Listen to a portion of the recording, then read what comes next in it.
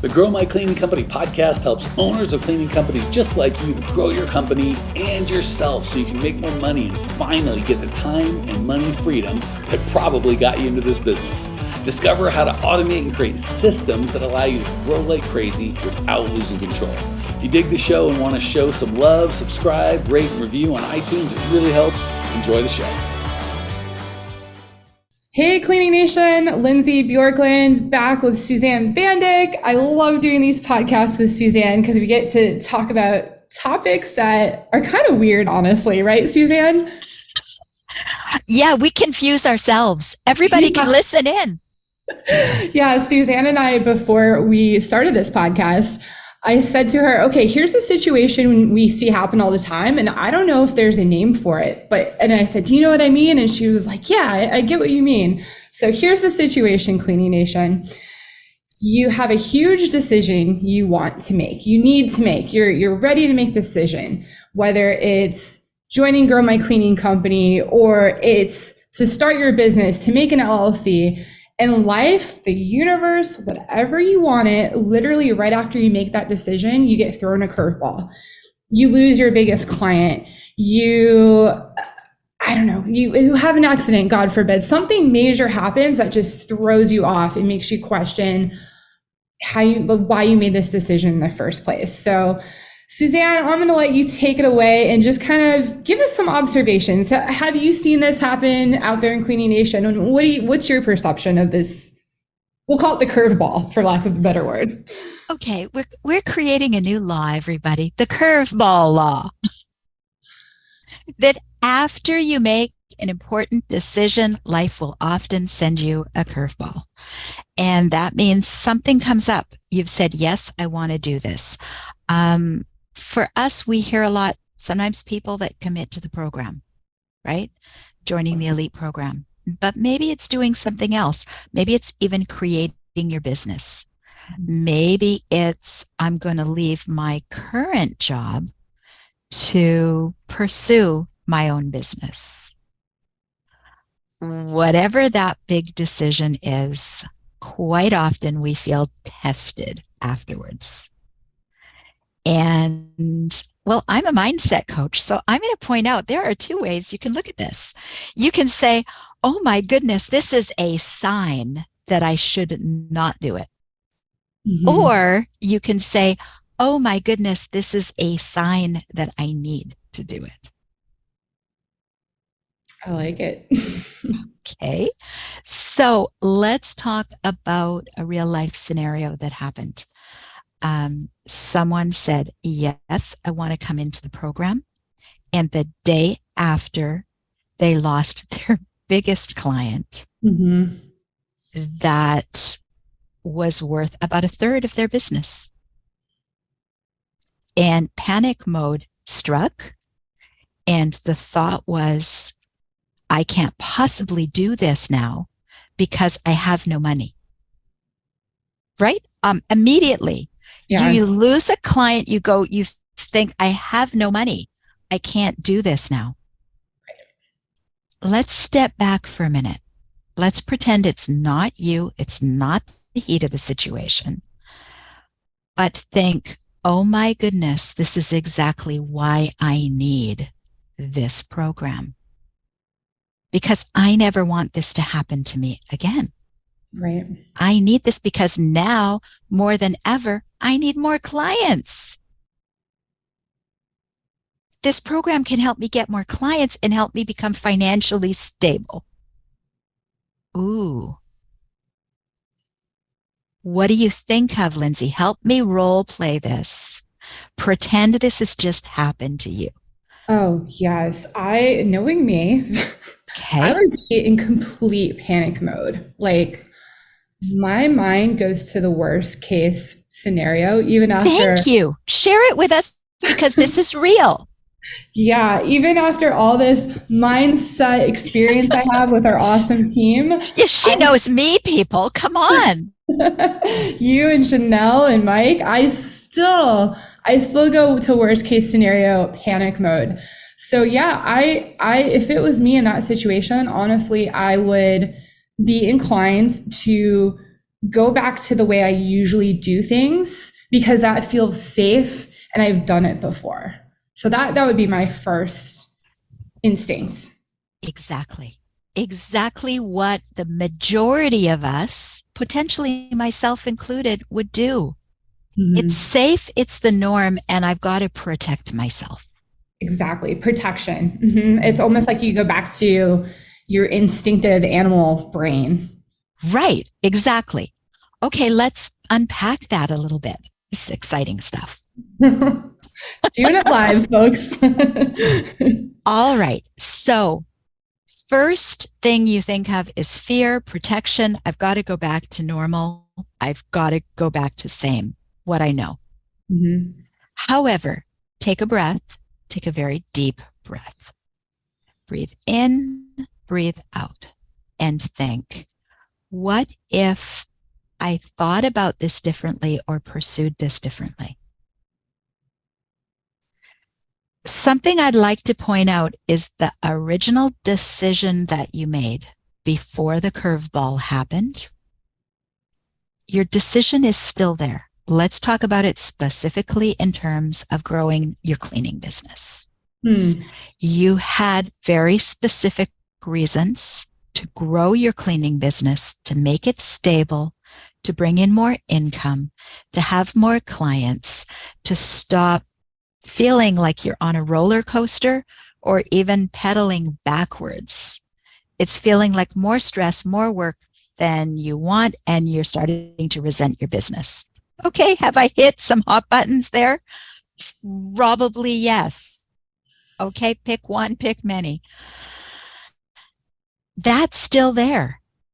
So now what's changed? Let me ask you this, Lindsay. You lose one of your clients that's a third of your business. What has changed from the decision that you knew you wanted to grow your business, you wanted to make changes? What changed?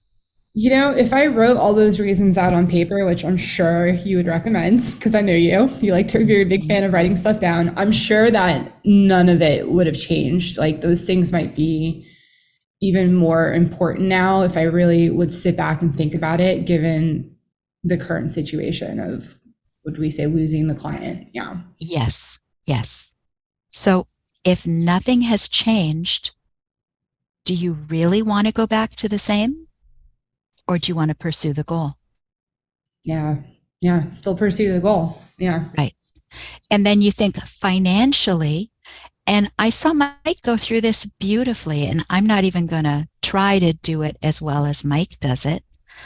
But Mike pointed out that you think, okay, this person maybe represents $5,000 of revenue to you, but that is not really the income you make. So you haven't lost $5,000. You've maybe lost 1,000, depends where you're at with this person. Do you think that pursuing and sticking to your decision to be in the program, to be supported, do you think that that would be paid back lickety split if you have the support to do it versus trying to do it on your own, the old way you'd been doing it? Which way will you get there faster? Yeah. So I'm not, Cleaning Nation, I'm not saying this is easy, right? Insert anything. I'm not saying it's easy. I'm trying to show you it's not about working harder. It's about thinking differently. So okay. True. And sorry, go ahead. Go ahead. No, I was going to say, how it just came into my head that sometimes there's things in our lives that we call magnifiers, like money is a magnifier. Like it's not really going to change anything. It's just going to make you more of who you are. And I feel like curveballs are kind of the same idea because they just magnify whatever you have going on. If you don't have all your ducks in a row in your business, some major event like that is really going to highlight that and make you realize like, hey, maybe I need to get my butt in gear even more right now and focus even more on my business instead of panicking. Right. Lindsay, that's beautiful. Bang on. That example is beautiful. It is about making new decisions. And something occurred to me as you were talking there, and now it slipped my mind. I'm sure it'll come back. But we always have to think, will this move me further towards my goal, or will it move me away from my goal? Mm-hmm. Okay, so anything that happens, and let's look at it this way, okay, because this is my perspective. Anything that happens in our lives serves us. We just have to figure out how it serves us. Okay, so maybe we talk about the curveball. Let's go back to joining the program. You lose a major client worth a third of your business. Maybe that's showing you not that you're on the wrong path, that you're on the right path. Mm-hmm. Maybe that client wasn't even a good core value match. Maybe if we go through our customer profitability sheet, maybe that client was even costing us money. Right? It happens. We see it time and again. We think that client is worth X amount of money to me, but once we go through our cost of goods sold and our fixed expenses, our overhead expenses, it turns out they're costing us money. Could be the greatest gift that ever happened to us.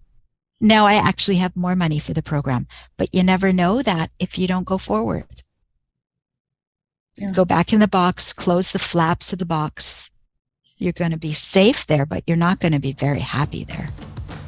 Hey, new friend, love that you were here. If you want more Cleaning Nation, more us, you can check us out on YouTube. Similar content, you just get to see each other. It's totally free. Or if you want to say, hey, hit us up on Instagram, Twitter, join our free Facebook group. We love hearing from you, Cleaning Nation. That's what makes it magic. Jump on, we'll see you there. Now that we've established kind of what this curveball looks like and how people normally think, including me, I'm not going to pretend I wouldn't panic.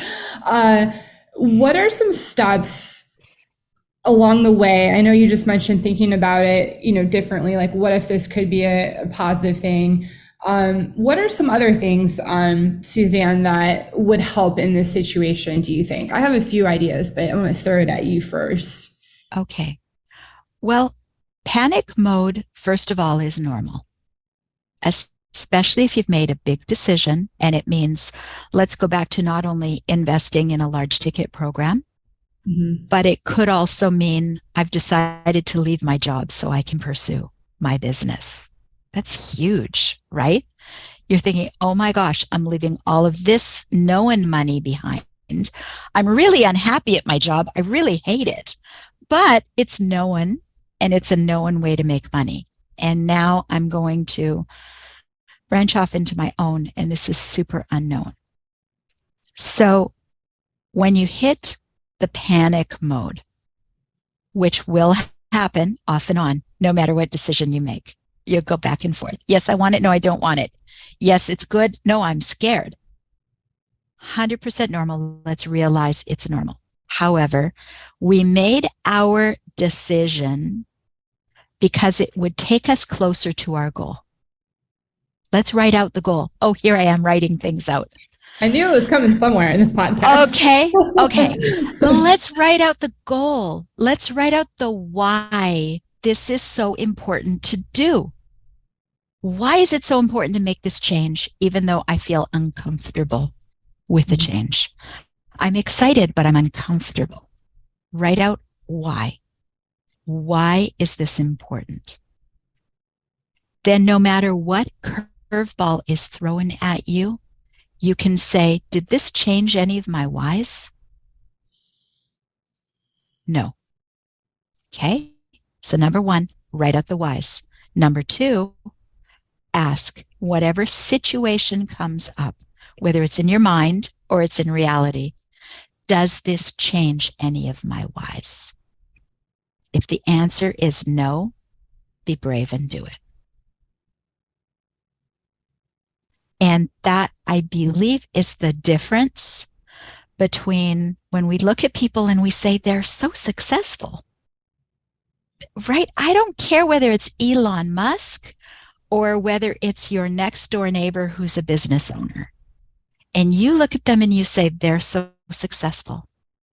The only difference is they felt the fear, they worked through it, and they said, no, this why is too important. And they pursued the why.